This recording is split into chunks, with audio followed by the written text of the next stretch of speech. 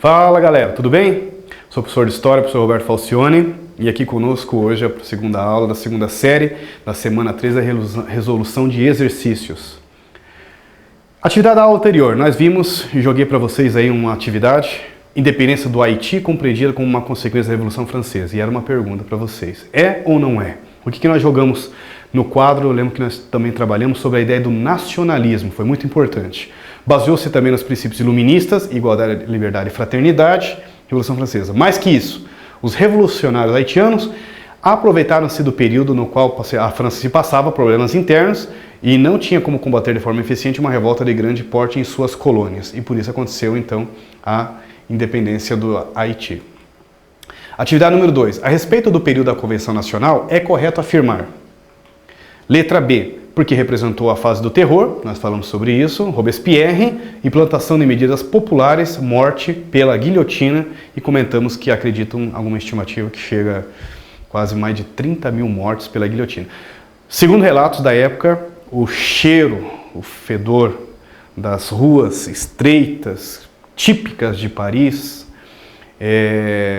faziam com que as pessoas pedissem, implorassem para o governo que parassem de matar pessoas na guilhotina, em praça pública, essas execuções públicas. E todas as pessoas ficavam assistindo e não tinham mais onde colocar tantos corpos assim. Então a problemática do uso da guilhotina enfraquece a Revolução Francesa, enfraquece os jacobinos, enfraquece inclusive Robespierre. E nessa aula, meninos, fase da Revolução Francesa, consequências da Revolução Francesa. Vamos chegar no Napoleão, hein? Vamos lá. Primeira atividade. Quais são as principais consequências da fase do Diretório? Nós temos que pegar aqui a Constituição de 1976, a aproximação do Exército, conseguiu invadir os invasores, Napoleão Bonaparte. Coloque no Diretório para vocês, fazem um print aí. Pá! Fizeram? Agora estudem sobre o conceito de girondinos. Nós temos dois grupos principais da Revolução Francesa, jacobinos, chamados ultra-radicais, a ala mais comerciante, mais pobre, ou também de profissionais liberais, como médicos, advogados, doutores. E nós temos um grupo considerado mais moderado, são do terceiro estado, são do grupo que também tem que pagar também os tributos e impostos, mas eles são um grupo mais rico, uma classe média, uma classe burguesa, não média, uma classe burguesa de ricos a médios, de grandes banqueiros a donos de manufaturas. Nós chamamos eles de girondinos. Eles fecham a Revolução Francesa até 1799. Napoleão Bonaparte vai derrubá-los em 1799 como 18 Brumário. Aula passada nós comentamos sobre isso para vocês estudarem. Tudo bem? Eles fecham o último grupo, a última fase do Diretório, e eles fazem essa transição para o Exército. Tem segundo diz também os livros de história, Napoleão foi aclamado pelas ruas de Paris quando chegou com seu exército em 1799, fazendo o golpe do 18 Brumário. Os girondinos não fizeram forte relutância, não. Até porque a imagem de Napoleão foi vista como uma ideia de um salvador. Aquele que vinha para responder e resolver a todos os problemas sociais, econômicos e os conflitos sociais da Revolução Francesa. Sabe? Então nós temos uma transição, como está dizendo aqui. A atuação do Napoleão Bonaparte também considera-se consequência dessa fase o golpe do 18 Brumário, como o professor Roberto acabou de explicar aqui. Tudo bem? Atividade 2. O texto abaixo faz parte do Manifesto dos Iguais, publicado durante a fase do Diretório na Revolução Francesa. Que queries mais miseráveis? Que mais queremos? Queremos a igualdade, efetiva ou a morte. De que mais precisamos além da igualdade de direitos? Queremos vê-la entre nós, sob o teto de nossas casas. Babeuf, Graco-Babeuf. Esse Manifesto dos Iguais é um documento histórico assim fundamental para nós entendermos que a Revolução Francesa acontece em 1789.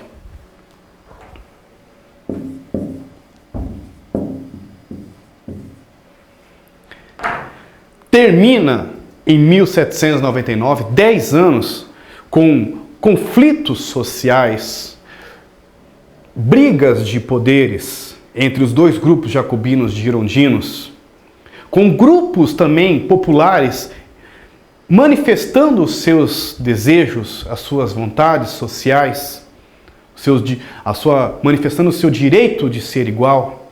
E isso nós entendemos como uma grande Revolução Francesa. Na aula passada até comentamos, o direito universal do homem foi criado durante o período da Assembleia Nacional, na primeira fase da Revolução Francesa. É um dos legados culturais que foi criado na Revolução e chegou para nós também. É isso que vocês precisam entender, esse Manifesto dos Iguais, como um outro documento que também está manifestando o interesse de Graco Babeuf e contra os outros do seu grupo de serem isonômicos, iguais, todos iguais perante a justiça, perante a lei, perante até os problemas sociais, como eles estão dizendo, igualdade de direitos, isonomia. Letra A. Os ideais revolucionários foram aplicados quando atendiam a burguesia. Na fase diretória, buscou-se apaziguar os ânimos, retomou alguns princípios mais conservadores, que é o grupo dos girondinos. Com o poder, a burguesia passou a buscar os ideais, princípios de revolução, aqueles elementos que atendiam também os seus interesses para garantir sua aplicabilidade, sem atender, de fato, grandes reivindicações das classes mais baixas, das colônias e de seus escravos. Atividade 3. Esse período ocorreu após a tomada da Bastilha e findou a organização da sociedade por ordens.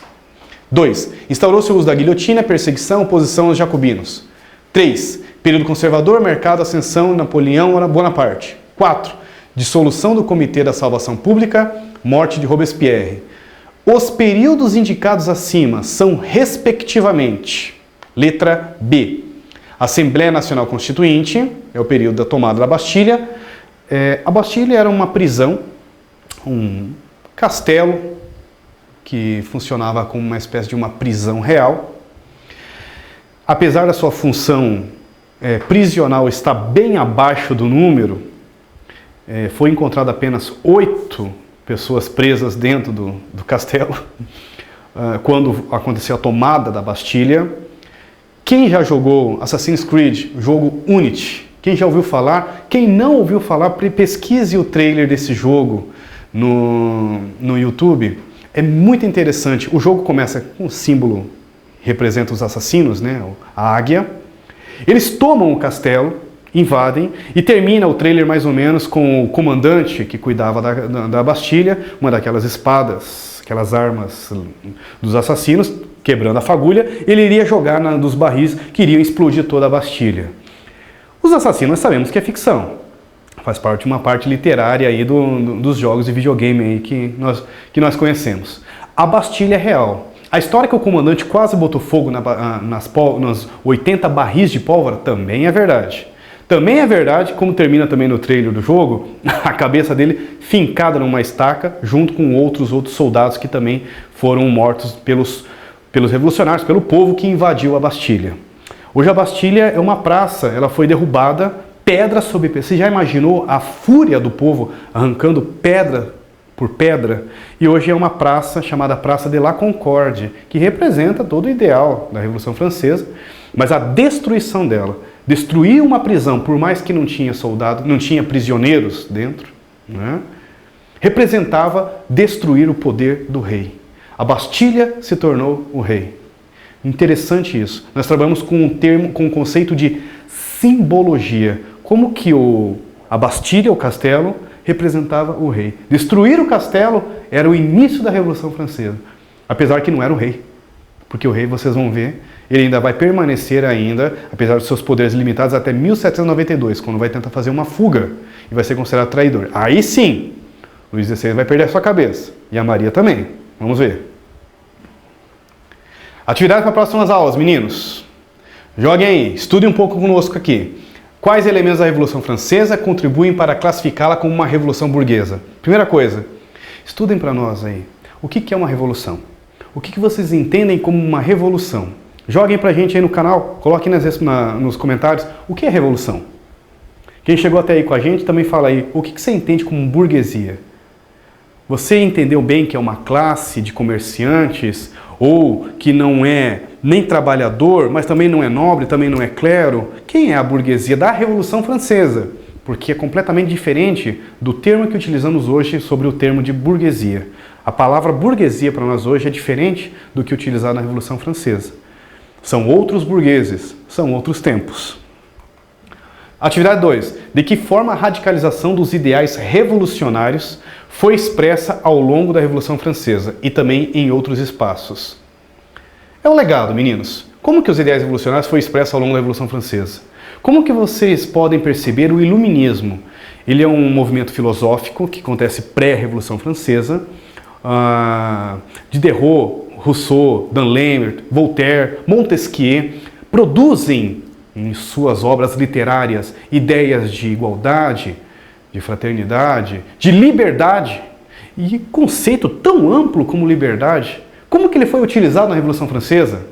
Como que você imagina um simples cidadão francês, do povo, da mais baixa estirpe, que é uma palavra utilizada inclusive na Revolução Francesa, estirpe, chamado sans-culottes, porque eles tinham calças, eles não tinham nem calça para utilizar. Era muito comum na Revolução Francesa as calças até metade. Era uma calça típica da época. Quem tinha condição tinha essa calça pela metade. Os sans-culottes, que significa sem calça, porque eles não tinham nem condição de ter calças. São sem calças, sans-culottes. Como que você imagina esse mendigo, morador de rua, sans-culotte, reivindicando, frente a um soldado real, liberdade, igualdade, chegando no clero, que tinha privilégios, que não pagavam impostos, que tinham inclusive voz de comando em assembleias junto com o rei? Como que você imagina, inclusive, o próprio sans-culotte dizendo assim, igualdade? Palavra liberdade. Pesquisem, sans-culottes. Está aí uma atividade para vocês na próxima aula. Pesquisem também a imagem deles. Quem eram os sans-culottes? Como que esses ideais revolucionários chegou na Revolução Francesa e também chegou em outros espaços? Pesquisem para nós aqui na História do Brasil a Inconfidência Mineira e como que as ideias iluministas, que não são que são também revolucionárias francesas, também chegou para nós.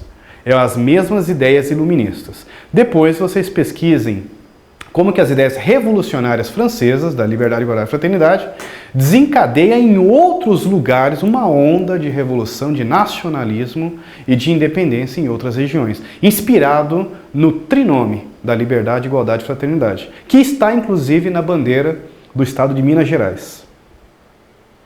De outra forma, né? Liberdade antes que tardia, inspirada, inclusive aquele triângulo é inspirado nas ideias iluministas, né? No triângulo da liberdade, igualdade e fraternidade. Está escrito liberdade, qual é também, né? Liberdade antes que tarde. Seria assim, mais ou menos assim uma tradução. Mas deem uma pesquisada sobre isso. Inconfidência Mineira. Tudo bem, pessoal? Agradecer novamente a todos vocês que estiveram comigo. Espero que vocês tenham gostado da aula da Revolução Francesa. Sou o professor Roberto Falcione. Até a próxima e bons estudos para vocês todos aí. Valeu!